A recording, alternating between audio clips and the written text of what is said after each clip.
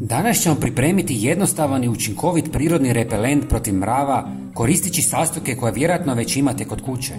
Ne samo da će brzo otjerati mrave, već je i koristan i protiv drugih štetnika poput žohara, lisnih uši, komaraca, gusjenica i miševa. Umjesto da ih ubija, ovaj prirodni pripravak stvara nepodnošljivo okruženje koje ih odbija, osiguravajući vaš dom na siguran i ekološki način.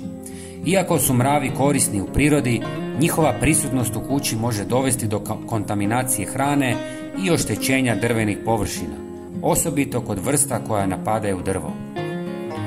Prva dva sastojka su crni papar i menta, koje ćemo usitniti kako bismo dobili fini prah i lakše miješali s vodom.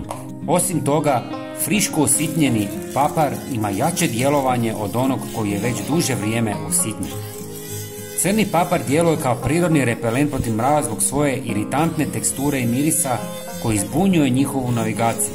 Slično tome, menta sadrži snažna eterična ulja koja su mravima neugodna i pomažu u odvraćanju njihovog ulaska u dom. Ova kombinacija pruža jednostavno i učinkovito rješenje protiv mrava. Istresite sastojke u pola litre vode.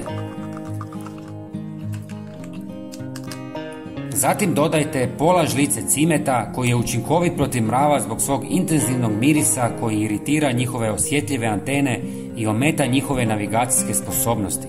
Također, cimet stvara barijeru koju mravi izbjegavaju, pomažući u održavanju vašeg prostora slobodnim od tih štetočina. I na kraju, dodajte jednu žlicu sode bikarbone. Kada dođe u kontakt s njihovim tijelom, može uzrokovati iritaciju i ometati njihove osjetilne organe. Također, soda bikarbona može narušiti mirisne tragove koje mravi ostavljaju, što otežava njihovu navigaciju i komuniciranje sa ostatkom kolonije. Sve ostavite u vodi par sati kako bi se dobro sjedinilo s vodom. Zatim procijedite kako biste mogli špricati i razrijedite sa još pola litre vode. Špricajte gdje god vidite mrave, žohare, miševe i druge štetočine. Prijatelji, svakako se pretplatite na naš kanal kako biste vidjeli svaki naš najnoviji video. Potpuno je besplatno. Hvala vam. Pozdrav!